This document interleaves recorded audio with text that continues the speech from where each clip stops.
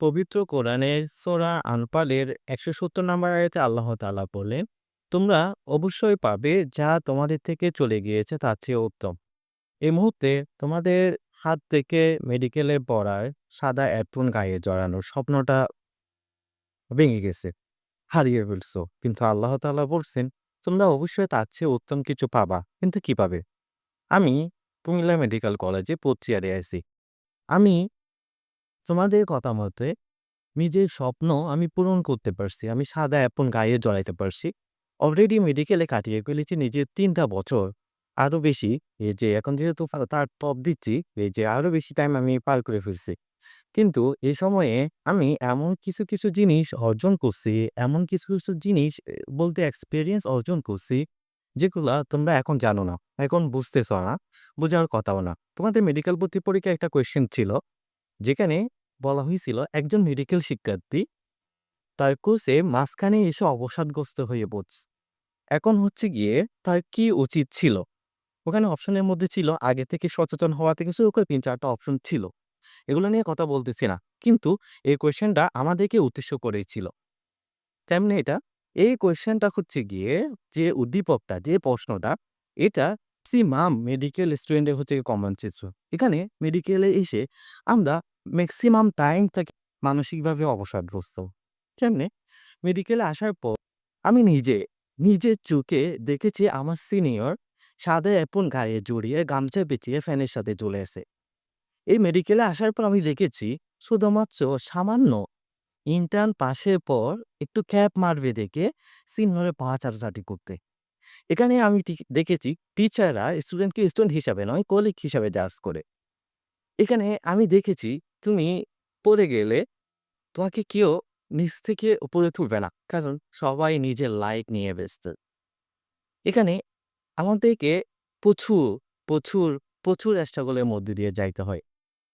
আমাদের যারা মেডিকেলে চান্স পেয়ে গেছি, সিনিয়র আছি, তাদের সাথে কথা বলে দেখিও মেডিকেলে চান্স পাওয়ার পর এখানে একটা কথা প্রচলিত আছে, তুমি মেডিকেলে চান্স না পাইলে কাঁদবে একদিন, তুমি মেডিকেলে চান্স পাইলে কাঁদবে প্রতিদিন, কাঁদবে সারা জীবন। আমরা মেডিকেল স্টুডেন্টরা সারা জীবন স্টুডেন্ট লাইফ ১, ২, ৩ হয়ে হচ্ছে গিয়ে বা ভালো একটা রেজাল্ট করে হচ্ছে গিয়ে মেডিকেলে ঢুকি। কিন্তু মেডিকেলে ঢোকার পর দেখবা ১ম বর্ষে ১৮০ জনের মধ্যে ১২০ জনই ফেল। ২০০ জনের মধ্যে ১৫০ জনই ফেল। এটা এখানকার খুব কমন চিত্র। এভাবে হচ্ছে গিয়ে আমরা মানে এত কষ্টের মধ্যে দিয়ে যাই, যেগুলো হচ্ছে গিয়ে আমাদের এই যে বলে না যে মানুষের ভিতরে একটা অবচেতন মন থাকে না? এই অবচেতন মনে মেডিকেলের প্রতি একটা ঘৃণা তৈরি করে রাখে। ওই যে বলে না ডাক্তাররা মানবিক হয় না? ডাক্তাররা সবাই মানবিক হয়েই ঢুকে। কিন্তু বের হওয়ার পর এই মানবিকতা আর থাকে না। আল্লাহ সূরা বাকারার ২৮৬ নম্বর আয়াতে একটা কথা বলেন, অবশ্যই আল্লাহ তার বান্দাকে তার সামর্থ্যের চেয়ে বেশি কোনো কিছু চাপিয়ে দেন না। এই যে আমি যে এত কষ্টের কথা বললাম, এগুলা আল্লাহ আমাকে চাপিয়ে দেন নাই। এই আয়াত থেকে হচ্ছে গিয়ে আমি সান্ত্বনা নিতাম। আমি পারবো বলে হয়তোবা আল্লাহ আমাকে এই কষ্টগুলা দিচ্ছে। ঠিক তোমার ক্ষেত্রেও সেম। আল্লাহর হয়তোবা মনে হইছে মেডিকেলে আসার পর এই কষ্টগুলা তুমি নিতে পারবা না। এই কষ্ট আল্লাহ তোমাকে দিতে চান নাই। এইজন্যই হচ্ছে গিয়ে হয়তোবা তুমি মেডিকেলে চান্স পাও নাই। এখন তোমার মনে হচ্ছে, আল্লাহ কেন আমাকে এত কষ্ট দিচ্ছে? আমি তো অনেক কষ্ট করছি। আমার কষ্টগুলো আল্লাহ দেখতেছেন না? আল্লাহ আমাকে এত কেন কষ্ট দিচ্ছে? কিন্তু সূরা আল মুমিনুনে আয়াত নাম্বার ৬২ তে আল্লাহ তাআলা বলেন, "আমি কোন বান্দাকে তার সাধ্যকৃত কষ্ট দিই না। হয়তোবা এই কষ্ট দিয়ে বড় কোনো কষ্ট থেকে আল্লাহ তোমাকে মুক্ত দিয়ে দিচ্ছে।" নিশ্চয় আল্লাহ যা করেন আমাদের ভালোর জন্য করে। তুমি তোমার ফিউচার জানো না, কিন্তু আল্লাহ জানেন। তোমার জন্য কোনটা ভালো হবে সেটা আল্লাহ জানে। আমি আরিফ বলতেছি, তুমি খাতায় লিখে রাখতে পারো। জীবনের কোনো এক পর্যায়ে গিয়ে তোমার মনে হবে আজকে তোমার মেডিকেলে না টিকাটা তোমার জন্য ভালো ছিল। হ্যাঁ, জীবনে কোনো না কোনো পর্যায়ে গিয়ে তুমি এটা ফিল করবাই।